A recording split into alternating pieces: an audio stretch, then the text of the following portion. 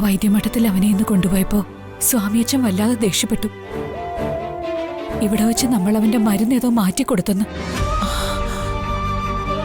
ഈശ്വര, അവനാകെ വയലന്റായി അവിടെ എന്തൊക്കെയോ നശിപ്പിച്ചെന്നോ സ്റ്റാഫിനെ ഉപദ്രവിച്ചെന്നോ ഒക്കെ പറഞ്ഞു. അതുകൊണ്ട് കുറച്ചു ദിവസത്തേക്ക് അവനെ അവിടെ താമസിപ്പിച്ച് തന്നെ ചികിത്സിക്കുക. അയ്യോ, അതെങ്ങനെ ശരിയാവുക? ഞാൻ ദേവിക്ക് നേർന്ന വൈരക്കല്ല് മാല ദേവിക്ക് സമർപ്പിക്കുമ്പോ അവനും കൂടി വേണ്ടേ? മാലയും കൊണ്ട് ആളിപ്പോ എത്തും. നാളെയാ കാണിക്ക സമർപ്പണം. കുട്ടൻ അഡ്മിറ്റ് ആണെങ്കിൽ നാളെ എങ്ങനെ അമ്പലത്തിൽ കൊണ്ടുപോകാൻ പറ്റും? അത് പിന്നെ വൈദ്യമഠത്തിൽ ചെന്ന് നമുക്ക് കാര്യം പറയാം. ഇങ്ങനെ ഒരു വലിയ ചടങ്ങ് നടക്കാനുണ്ടെന്ന് പറഞ്ഞാ സ്വാമിയച്ഛൻ സമ്മതിക്കും. ഞാനും വരാം. വൈദ്യരെന്താ ഇങ്ങനെയൊക്കെ പറയുന്നതെന്ന് ചോദിക്കണമല്ലോ.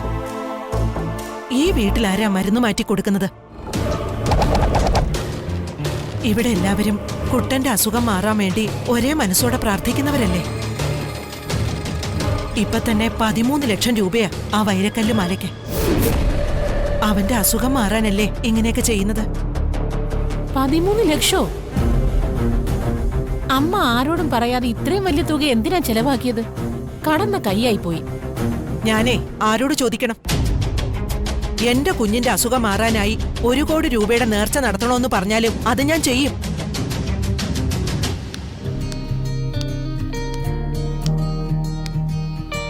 ആ, നമസ്കാരം. എന്താ വൈകിയത്? ഫൈനൽ ടച്ച് ചെയ്യാൻ കുറച്ച് സമയമെടുത്തു. എവിടെയാ മാല? നോക്കട്ടെ. ദാ.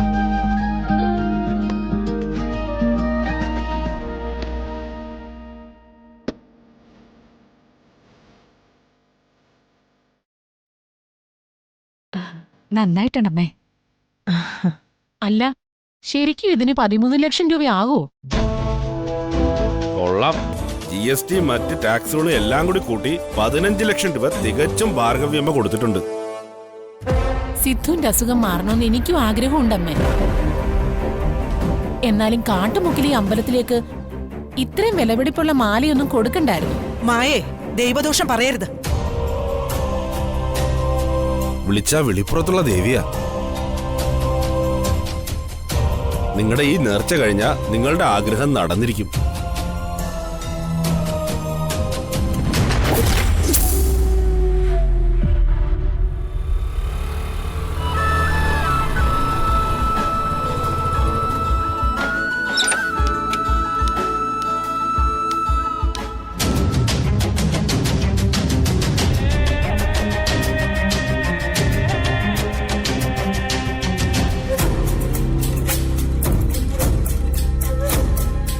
പയ്യനാകെ പ്രശ്നമാണല്ലോ. ആ പേഷ്യന്റ് കുട്ടൻ, അയാള് പാപ്പിച്ചേട്ടന്റെ തലക്കിട്ടടിച്ചു. ദേ ഇവളുടെ കൈയൊക്കെ കടിച്ചു മുറിച്ചു. അല്ല, എന്നിട്ട് കുട്ടൻ എവിടെ? എങ്ങനെയോ മുറിക്കകത്ത് പൂട്ടിയിട്ടിരിക്കാം. അയ്യോ, ഇപ്പോഴങ്ങോട്ട് പോണ്ട. ആളിപ്പോ വയലന്റാ. കയ്യിൽ കമ്പ്യൂടിയൊക്കെ ഉണ്ട്. അതുകൊണ്ടാ പാപ്പിച്ചേട്ടന്റെ തലക്കിട്ടടിച്ചത്. അയ്യോ അയ്യോ, അങ്ങോട്ട് പോണ്ട, അപകടമാ. ഞാൻ പോയി ഡോക്ടറെ വിളിച്ചോണ്ട് വരാം.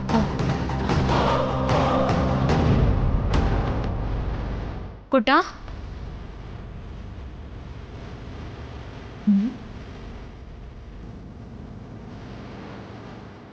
കുട്ടാ,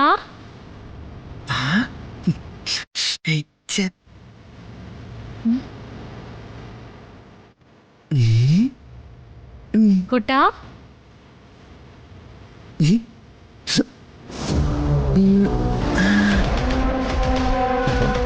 കുട്ടാ.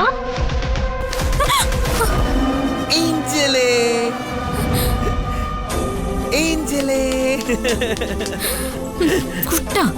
ഏഞ്ചലിനെ പറ്റിച്ചേ. ഞാനിവിടെ വിളിച്ചിരിക്കുന്നു. ഇനി ഏഞ്ചൽ വിളിക്ക്, ഞാൻ കണ്ടുപിടിക്കാം. എന്താ കുട്ട ഇങ്ങനെയൊക്കെ കാണിക്കുന്നേ? മരുന്ന് തരാൻ നോക്കിയ സൗമ്യ സിസ്റ്ററുടെ കയ്യില് കുട്ടം കടിച്ചു അല്ലേ? കുറച്ച്. ആ പാവം പാപ്പിച്ചേട്ടന്റെ തലയില് തടിയെടുത്തടിച്ചോ? കുഞ്ഞിതായിട്ട്. ഇങ്ങനെയൊക്കെ കാണിക്കാമോ? അവരൊക്കെ പാവങ്ങളല്ലേ കുട്ടാ.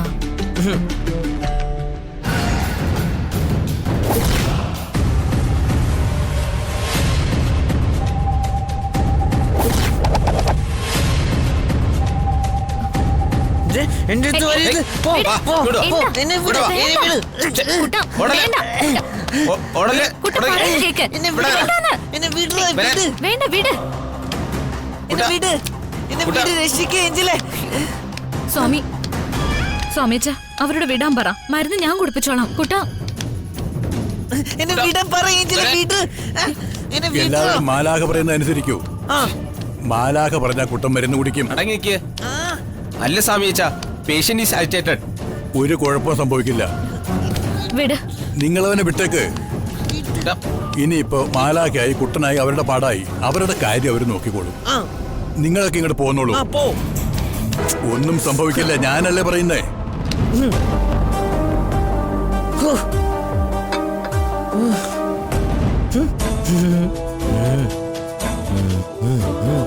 കുട്ടാ, ഏഞ്ചൽ, ആ താടിയപ്പം പാവാ. മറ്റേ രണ്ടൊരു ദുഷ്ടന്മാരാ. അവരെന്നെ പിടിച്ചു വലിച്ച് ഈ മുറിയിലിട്ട് പൂട്ടി. ഞാനിപ്പോ ഏഞ്ചലിനെ വിളിച്ച് മന്ത്രം ജപിച്ചു. പക്ഷെ എത്ര വിളിച്ചിട്ട് ഏഞ്ചല് വന്നില്ല. മന്ത്രോ? എന്ത് മന്ത്രം? അന്ന് സ്വപ്നത്തില് മാലാഖ വന്നപ്പോ എനിക്കൊരു മന്ത്രം പറഞ്ഞു പറഞ്ഞില്ലേ?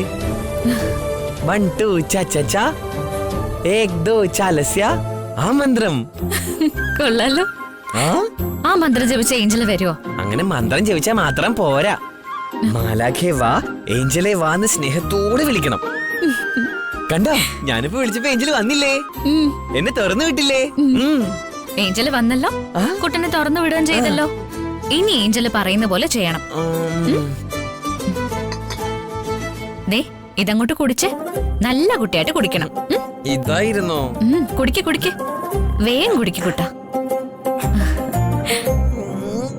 അങ്ങനെ ഇതൊരു കയ്പാന്നറിയോ? ആ, കുറച്ച് കയ്പൊക്കെ ഉണ്ടാവും, പക്ഷെ കുടിക്കണം.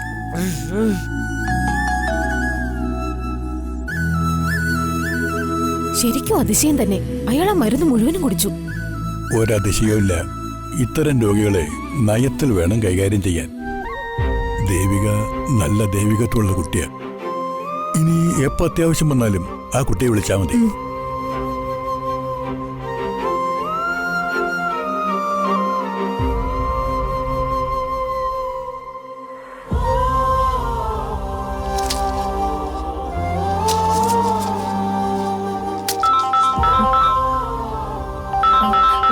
ചേച്ചി, ചേച്ചി, അമ്മ വിളിക്കുന്നു.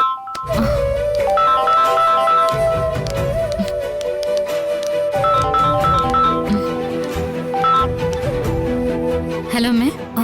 മോളെ ദേവു, അവിടെ എന്തെങ്കിലും കുഴപ്പമുണ്ടോ? കുഴപ്പോ? ഒരു കുഴപ്പമില്ല അമ്മേ. എന്തു പറ്റി അമ്മേ? ഒന്നുമില്ല. മനസ്സിന് എന്തോ ഒരു ടെൻഷൻ, എന്തോ സംഭവിക്കാൻ പോകുന്നത് പോലെ ഒരു തോന്നല്. അമ്മേ, സത്യം പറ, സുലോചന എന്റെ വിളിച്ചെന്തെങ്കിലും പറഞ്ഞായിരുന്നോ? അമ്മ വെറുതെ ഒന്ന് സങ്കല്പിച്ചു കൂട്ടണ്ട. എന്തേലും ഇഷ്യൂ ഉണ്ടായാൽ ഞാനോ ഗോപോ അമ്മയെ തന്നെ വിളിച്ചു പറയും.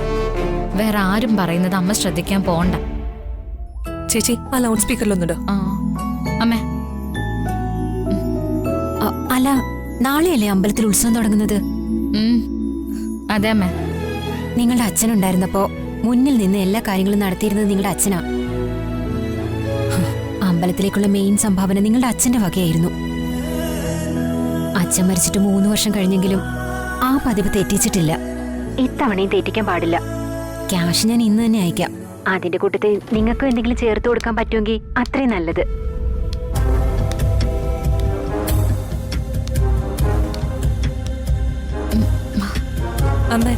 അമ്മ ടെൻഷൻ ആവണ്ട. അമ്മ നോക്കിക്കോ, ഇത്തവണത്തെ ഉത്സവം ഞങ്ങൾ അടിപൊളിയാക്കും.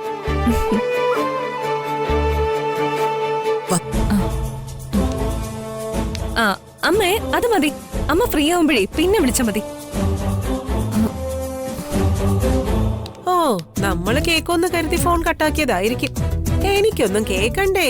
നമ്മളാര്? ഞാനിപ്പോ വന്നതേ അമ്പലത്തിലെ കാര്യം അറിയാന്. ഇത്തവണ കുടുംബവകയായിട്ട് നിങ്ങളെന്താ കൊടുക്കാൻ പോകുന്നേ? അതെന്തൊരു ചോദ്യോസുലതിനെ. ഈ കുടുംബമായി ഒരു ബന്ധവും ഇല്ലാത്ത ഒരാൾ ചോദിക്കുന്ന പോലെയാണല്ലോ നീ ചോദിക്കുന്നത്. നിന്റെ വകയായിട്ട് നീ എന്താ കൊടുക്കാൻ ഉദ്ദേശിക്കുന്നത്? അത് പറ. അത് അച്ഛൻ എന്നെ മനഃപൂർവ്വം കൊച്ചാക്കാൻ ചോദിച്ചതല്ലേ. എന്റെ കയ്യിൽ ഒരു ചുക്കും ഇല്ലെന്ന് അറിഞ്ഞുകൊണ്ടുള്ള ചോദ്യമല്ലേ. എനിക്കിപ്പോ ചെയ്യാൻ പറ്റുന്നത് നിങ്ങൾ എന്തെങ്കിലും തന്നാ ഞാൻ അത് കൊണ്ടുപോയി അമ്പലത്തിൽ കൊടുക്കാം. എന്നെ കൊണ്ട് അങ്ങനെ പറയാനേ പറ്റൂ. എന്തെങ്കിലും കുടുംബത്തിലേക്കെന്ന് പറഞ്ഞ് ഒരു ചില്ലി കാശെങ്കിലും നീ കൊണ്ടുവന്നിട്ടുണ്ടോ? ഇല്ലല്ലോ. എല്ലാത്തിനും ഓരോ ന്യായങ്ങള്. മുത്തശ്ശ എന്റെ കയ്യിൽ ഉണ്ടായിട്ടൊന്നുമല്ല. എങ്കിലും അമ്പലത്തിന്റെ കാര്യമല്ലേ, എന്നെ കൊണ്ടാവുന്നത് ഞാൻ ചെയ്യണ്ടേ. വലിയ തുകയൊന്നുമല്ല, 5000 രൂപയേ ഉള്ളൂ.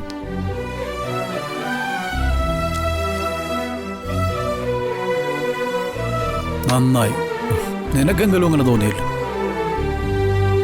ആഹാ, പറയുന്ന കേട്ടാ തോന്നും കൈ വെച്ചിട്ട് ഞാനൊന്നും തരാത്ത പോലേന്ന്.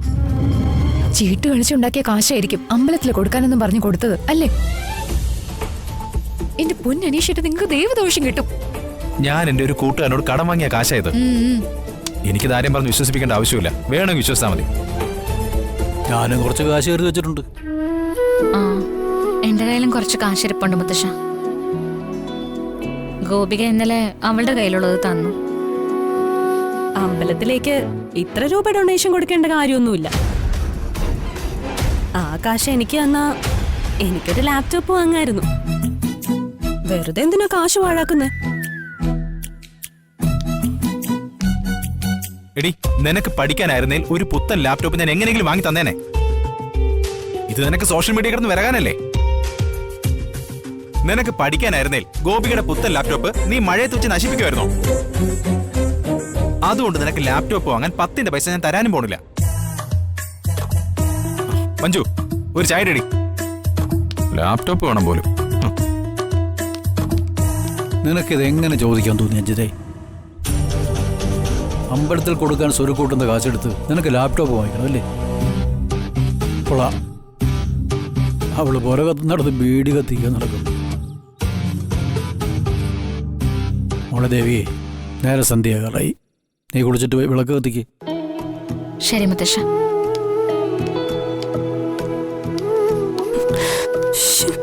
അല്ലെങ്കിൽ ഞാൻ എന്തെങ്കിലും പറഞ്ഞാലുടനെ ഇവിടെ എല്ലാവർക്കും ഇങ്ങനെയാ.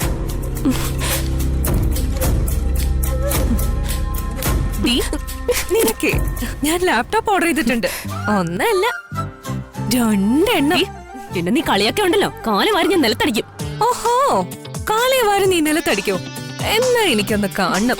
വാ, നമുക്കൊരു കൈ നോക്കാം. നീ അത് എനിക്കിപ്പോ ഒരു മൂടില്ല. അതോ പേടിച്ചിട്ടോ? പോട്ടിടി കുഞ്ചിത്. പോടി.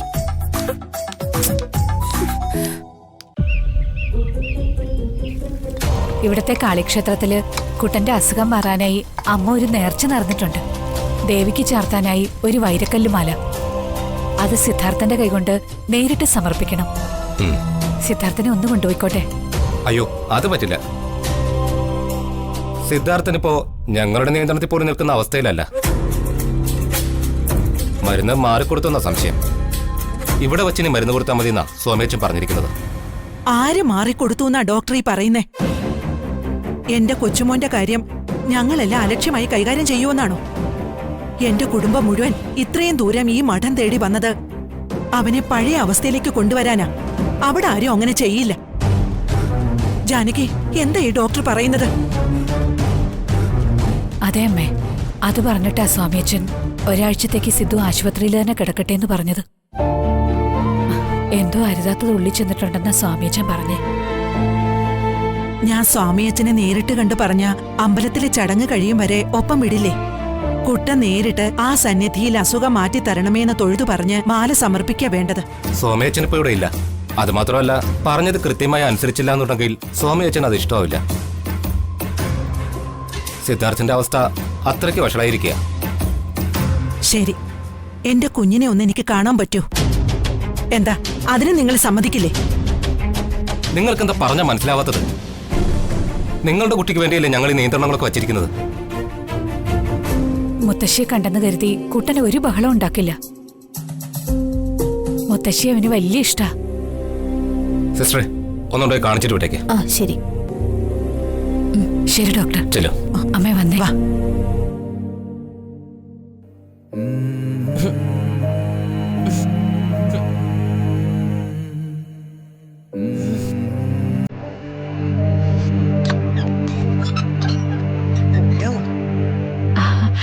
മോനെ അമ്മേ മുത്തശ്ശി എന്നെ ഇവിടെ പൂട്ടിയിട്ടിരിക്കുക. എന്റെ അമ്മ ഇവിടുന്ന് കൊണ്ടു അമ്മേ. എനിക്ക് നമ്മുടെ വീട്ടിൽ പോണം.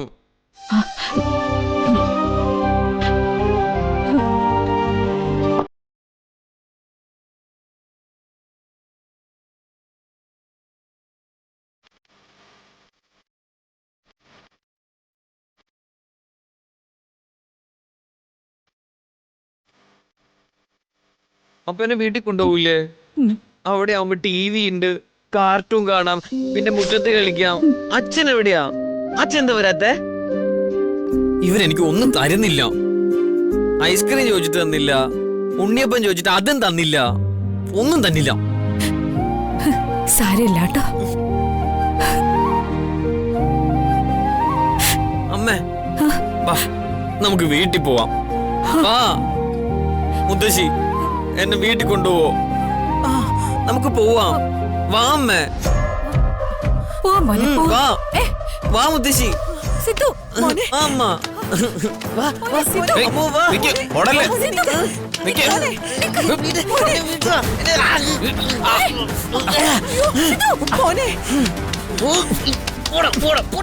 വേണ്ട, അവനെ അങ്ങനെ പിടിക്കല്ലേ മോനെ. സിദ്ധു എന്താ എന്താ അവിടെ ഒരു ബഹളം? ഡോക്ടർ, അവന് കൂടെ വരണമെന്നാ പറയുന്നേ. ഇതുകൊണ്ടാ ഞാൻ പറഞ്ഞത് കാണാൻ പറ്റില്ല എന്നാ. പാപ്പി, സിദ്ധാർത്ഥിനകത്തുണ്ടോ? ആ എന്നിട്ടേ ആ ബഹളം ഉണ്ടാക്കുന്നതിന് കൊടുക്കുന്ന മരുന്നില്ലേ, അത് കൊടുത്തേക്ക്. ശരി ഡോക്ടർ. നിങ്ങൾ തൽക്കാലം ഇവിടുന്ന് പോണം പ്ലീസ്. ഞാനും പോവും. ഞാൻ പോവും. പറ്റില്ല, വന്നേ. സിദ്ധു പോടാ. ഞാൻ പോവും. നിങ്ങളൊന്ന് പിടിച്ചേ.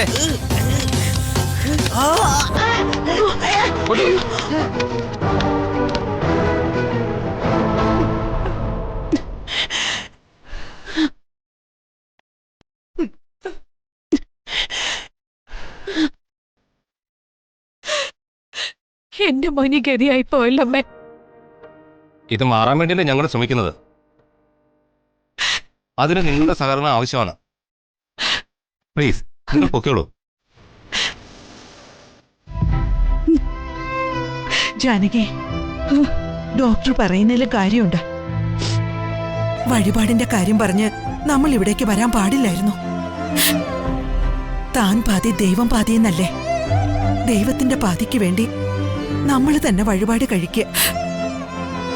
ബാക്കി പാതിക്ക് ചികിത്സ നടക്കണമെങ്കിൽ സിദ്ധു ഇവിടെ തന്നെ ഉണ്ടാവണം. വാ ജാനകി, നമുക്ക് പോവാം. വാ പോവാം.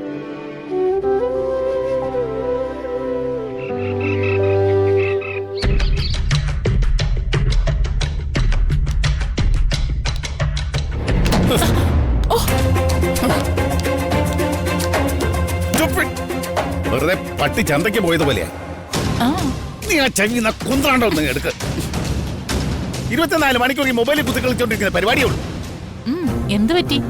എടീ, ഞാൻ ഈ കിടന്ന് ഓടുന്നതൊക്കെ വെറുതെ ആയിപ്പോയി. സ്കൂളിന്റെ പ്രശ്നത്തിൽ ഋഷി നേരിട്ട് ഇടപെട്ട് പ്രശ്നം ഉണ്ടാക്കുക.